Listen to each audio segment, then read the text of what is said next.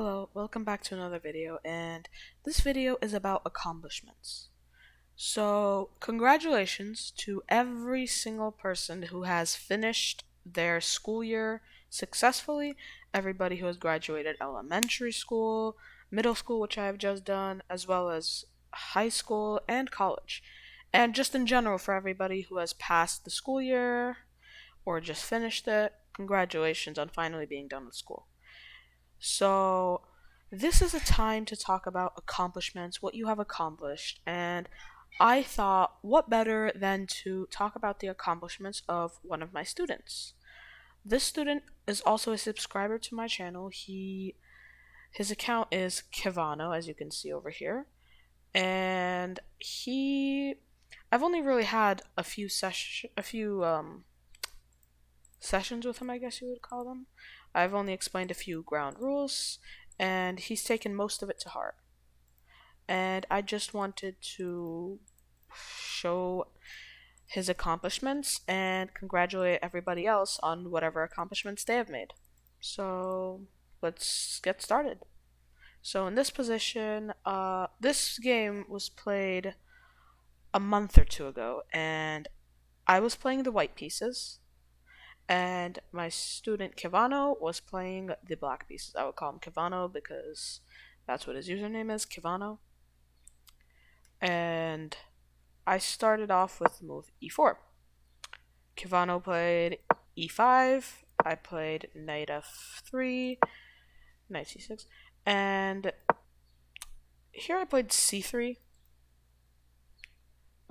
Because I didn't really want the knight to go here because I would probably take the pawn, and I really don't want the knight going here. But because in this position, if for example I played this move here, then this is a check, and I don't like that. So in this position, I decided. Sorry, what am I doing? So yeah, in this position, I played c3. I castle. So here, that probably wasn't the most accurate move because in this position, I should have probably moved my knight, maybe. Because if I don't move my knight to this square, then it's just gonna get traded, but I don't really see anything that's better, so castling. And here I was like, I don't want it to get traded. I moved it. I kicked out the bishop. And I decided to try and get my rook in the game and get them here because that was like the only chance I had of winning. And Kivano instantly made a mistake. He kicked out my bishop. So he kicked out my bishop into an active square which defends everything, which I hadn't noticed up until the point where he actually kicked me out. And here he just blundered a knight. This is how he was playing a few months ago before I really taught him anything. So he played queen d7, which I don't really understand because I could just play this and that, which I can't actually do because of c6, but you know. So I played g4, kicking out the bishop, which normally would be bad, but I wanted to see what my student would do. I defend, obviously, d3 defends the pawn on e4 from getting taken by the bishop. So castles, and so first off, the reason I played this is because I saw if my bishop gets there and it's guarded, then I just win the queen. So I was hoping this wouldn't happen, but it wasn't too much of a problem.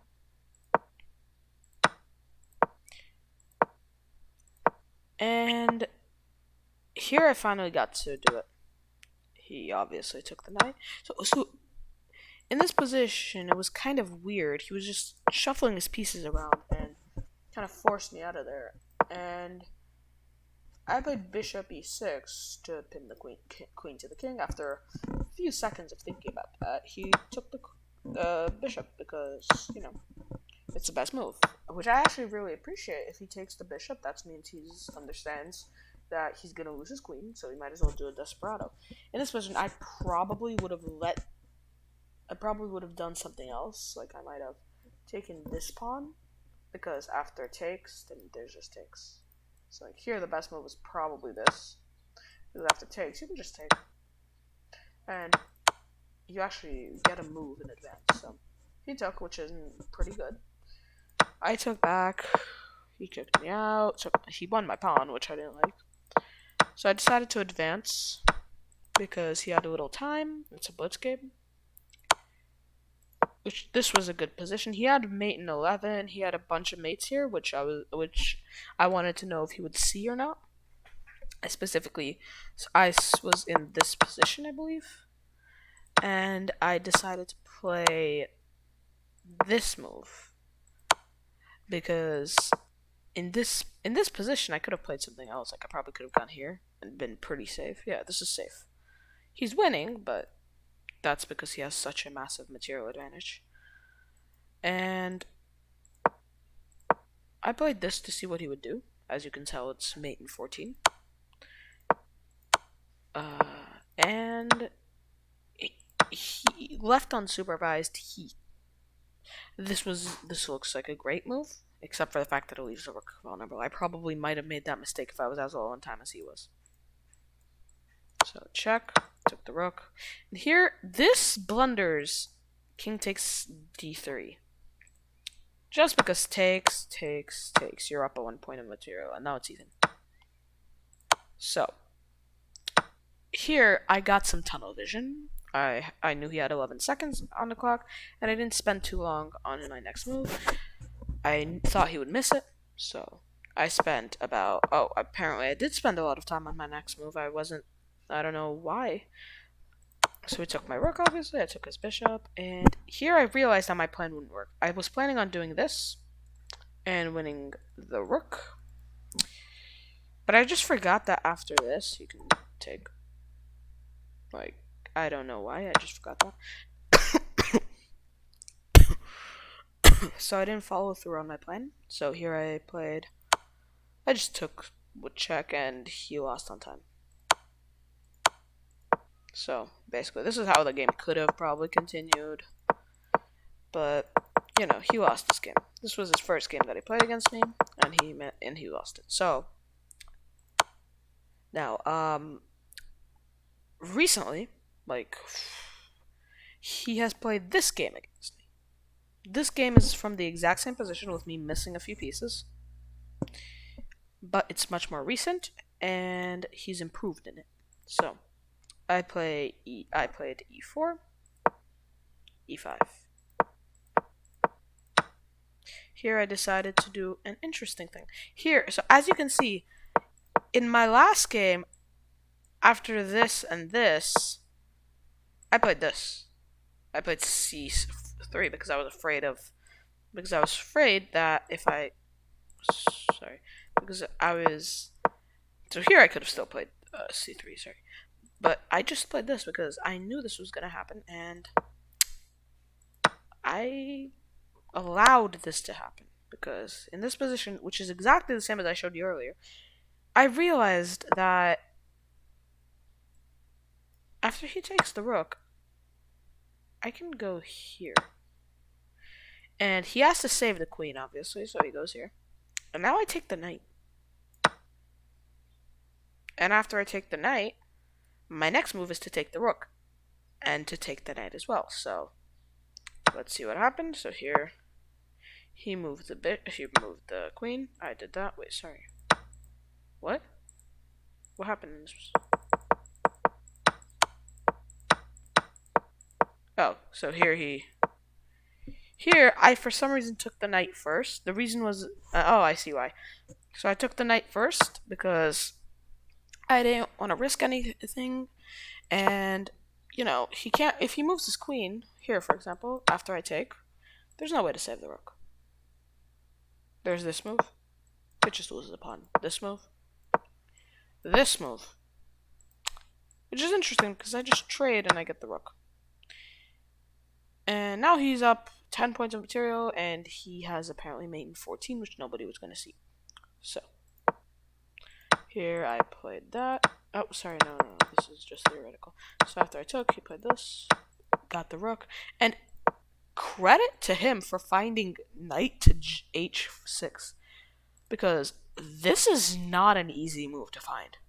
Like, look at his perspective. Like, in this perspective, he saw me take the rook, and he saw that the knight wasn't guarding anymore. Just a little bit of help for him is... Wow, it's... So, I defended. And here, I don't know why. Oh, I know why. Because I was hoping he would go with the queen. If he went with the queen, then here, and I pin the queen, I trade the rook for the queen. And then my best hope is probably for a draw. But he took with the pawn. Moved my king anyway. Checked. He definitely should have done this. Normally, you might not want to do this if you're going to castle this way, but since I really can't do anything, I'd have to move back, and you castle, I waste a move, and now look at all the threats. It's now plus 12. Before, in this position, when he played this, now it's plus 9.7. But if he had played in this position forward, here, and castles, it's plus 12. So we made a mistake there. But it's just a minor one, so... I pushed my pawn, and he sacrificed, which makes sense, technically. It's 2 pawns for 1 bishop. The bishop is worth 3 points, the pawn are worth 1. And he was going to win this pawn shortly, because the knight was looking at it. And here, I decided in this position to play rook e4, letting him take, because after that, I don't even, right. Because after that, I saw this, and I forgot that No, I saw something. What did I see? I saw that after this, I could trap the knight somehow. I don't remember how I saw that. Oh, I saw this.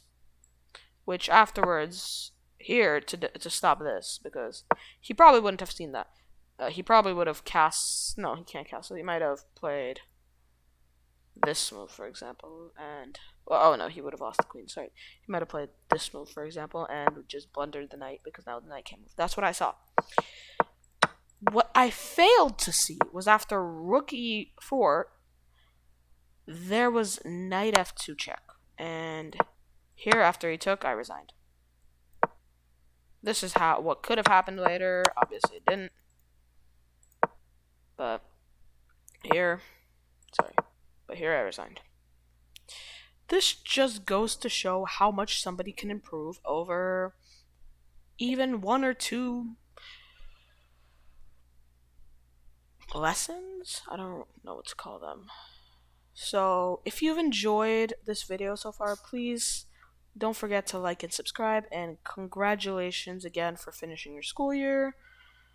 And if you would like to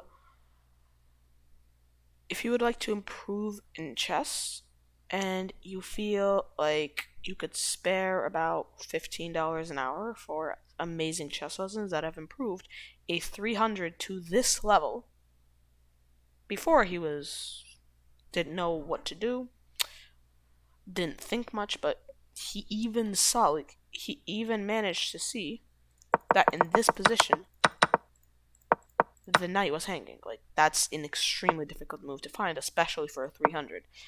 And I taught him a position similar to this. And yeah. So if you would like to improve at chess, if you would like to get better at the game, please email me at thechesswiz@gmail.com. It is also in the description below. It's only $15 an hour. And the first lesson is completely free. Sorry, not $15 an hour. $15 per lesson. Sometimes they can last longer. Sometimes they can be shorter, depending on the age of the person who wants to participate. So, thanks for watching, and congratulations on all your accomplishments. Bye.